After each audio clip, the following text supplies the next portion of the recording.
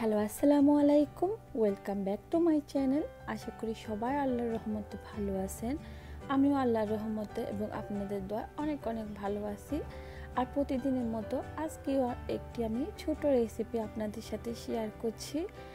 আর কি রেসিপি আপনারা অলরেডি বুঝে গেছেন আমি কি করছি। সেটা হচ্ছে আমি আজকে চিংড়ি মাছ মশলা চিংড়ি মাছ ভুনা করব, সেটা আপনাদের সাথে শেয়ার করছি।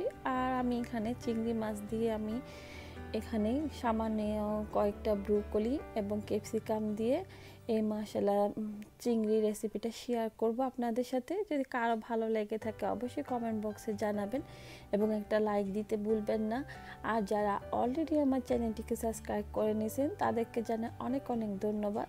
আর যারা প্রতিদিন আমার ভিডিওগুলো দেখেন কিন্তু এখনও সাবস্ক্রাইব করেন নাই, প্লিজ আমার চ্যানেলটিকে সাবস্ক্রাইব করে নেবেন এবং আমার চ্যানেলটি পাশে থাকবেন। আর প্রথমে আমি কিভাবে করছি সেটা আপনাদের সাথে শেয়ার করছি। এখানে আমি কিছু পরিমাণ মতো তেল দিয়ে দিলাম, দেওয়ার পরে আমি এখানে কিছু পেঁয়াজ কুচি দিয়ে দিলাম। আর পেঁয়াজ কুচিগুলো আমি একটু সামান্য ব্রাউন করে ভেজে নিব। আর অন্যদিকে আমি চিংড়ি মাছগুলো আমি হলুদ মরিচের গুঁড়ো সামান্য একটু লবণ দিয়ে মেখে রাখছিলাম। আর এখানে আমি একটা পেস্ট তৈরি করে নিছি। এখানে মরিচের গুঁড়ো, হলুদের গুঁড়ো, ধনিয়া গুঁড়ো, আদা রসুনের পেস্ট, এরপরে লবণ আর কয়েকটা কাঁচামরিচ আমি ফালি করে নিছি। নেওয়ার পর একটা পেস্ট তৈরি করার পরে আমি এখানে দিয়ে দিলাম মশলার মধ্যে। পেঁয়াজ যে ব্রাউন হয়ে গেছে ওগুলোর মধ্যে দেওয়ার পর আমি সব মশলাগুলো আমি ভালোভাবে কষিয়ে নিব। যতক্ষণ না পর্যন্ত ভালোভাবে উপরে তেল বেশি না আসবে ততক্ষণ পর্যন্ত আমি মশলাগুলো আমি এখানে কষিয়ে নিব। অলরেডি সামান্য উপর থেকে তেল বেশি এসছে, আমি আরও ভালো করে কষিয়ে নিব। যেহেতু মশলাগুলো এখনও ভালোভাবে সফট হয় নাই, তার জন্য পেঁয়াজ কুচিগুলো আরও সফট হয়ে গেলে এরপর আমি এখানে সামান্য কিছু টমেটো কুচি দিয়ে দিলাম। আর টমেটো কুচিগুলো মশলার মধ্যে ভালোভাবে আমি নাড়িয়ে নিচ্ছি যাতে করে ভালোভাবে টমেটোগুলো গলে যায়। আর যখন অলরেডি টমেটোগুলো একদম অনেকটা গলে গেছে মশলার মধ্যে, এই পর্যায়ে আমি কিছু এখানে ক্যাপসিকাম দিয়ে দিচ্ছি। যেহেতু চিংড়ি মাছ অল্প ছিল, মানে আমি কয়েকটা নিয়ে নিছি, তার জন্য আমি বেশি ক্যাপসিকাম ইউজ করি না। জাস্ট আমি 2 ধরনের ছোট কিউব করে ক্যাপসিকাম নিয়ে নিছি। এখানে একটা লাল এবং একটা অরেঞ্জ কালারের দিয়ে দিলাম। দেওয়ার পর আমি স্পুনের সাহায্যে ভালোভাবে আবার এগুলো মশলার মধ্যে কষিয়ে নিব। যেহেতু আর এই পর্যায়ে যখন মশলাগুলো একদম ভালোভাবে একদম কষানো হয়ে যাবে তখন আমি একে একে চিংড়ি মাছগুলো আমি দিয়ে দিব।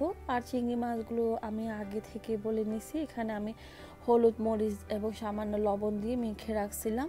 আর এখন আমি একে একে সব চিংড়ি মাছগুলো দিয়ে দিচ্ছি মশলার মধ্যে।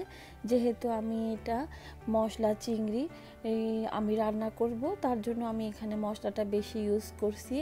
আর আমি এখানে একে একে দেওয়ার পরে আমি একটু পরে আস্তে আস্তে নেড়ে চেড়ে দিব। আর সবাই জানেন যে চিংড়ি মাছ রান্না করতে বেশি টাইম লাগে না, কারণ বেশিক্ষণ হতে গেলে দেখা যায় চিংড়ি মাছগুলো রাবারের মতো শক্ত হয়ে যায়। তার জন্য চিংড়ি মাছগুলো বেশি রান্না করতে হয় না, অল্প সময়ে কিছুক্ষণের মধ্যে অলরেডি রান্নাটা হয়ে যায়। আর আমি একে একে চিংড়ি মাছগুলো একটু উলট পালট করে দিচ্ছি। আমি মশলার মধ্যে ভালোভাবে কষিয়ে নিচ্ছি যাতে করে সুন্দর করে মশলার মধ্যে ভালোভাবে সব মশলাগুলো চিংড়ি মাছের মধ্যে সুন্দর করে যায়, তার জন্য। আর এই পর্যায়ে আমি চুলার আঁচটা মিডিয়ামে আঁচে রাখছিলাম যাতে করে মশলাটা নিচ থেকে পুড়ে না যায়, তার জন্য। আর আমি কাঁচামরিচ অল্প দিয়ে দিয়েছিলাম যাতে করে বেশি অতিরিক্ত জাল না হয়, কারণ আমার যে লাল মরিচের গুঁড়ো ছিল সেগুলো অনেক স্পাইসি, তার জন্য। আর এখানে আমি কয়েক টুকরো ব্রোকলি দিয়ে দিলাম। চিংড়ি মাছ যেহেতু অল্প তার জন্য আমি বেশি ব্রোকলি দিই নাই, জাস্ট কয়েকটা ছোট করে কিউব করে আমি এখানে ব্রোকলি দিয়ে দিলাম। দেওয়ার পরে আমি ব্রোকলিগুলো ভালোভাবে মশলার মধ্যে আর চিংড়ি মাছগুলোর সাথে আমি ভালোভাবে একটু কিছুক্ষণ কষিয়ে নিব। নেওয়ার পরেই তো লোকটা অলরেডি এরকমই এসছে। আর দেখতে যেমন সুন্দর লাগছে কালারটা, তেমনি খেতে অনেক অনেক ইয়ামি হয়েছিল। আর এই পর্যায়ে আমি কিছু ধনেপাতা কুচি উপর দিয়ে দিচ্ছি। খেতে অনেক ভালো ছিল এবং ওঠানোর আগে সামান্য আমি এখানে গরম মশলা গুঁড়ো অ্যাড করছিলাম, হয়তো দেখানোর সময় স্কিপ হয়ে গেছে, এবং সামান্য একটু করে আমি জিরে গুঁড়ো দিয়ে দিয়েছিলাম। আর দেওয়ার পরে আমি কিছুক্ষণ পরে এটা আমি তুলে নিব আর আপনাদেরকে সুন্দর করে দেখাবো সার্ভ করে।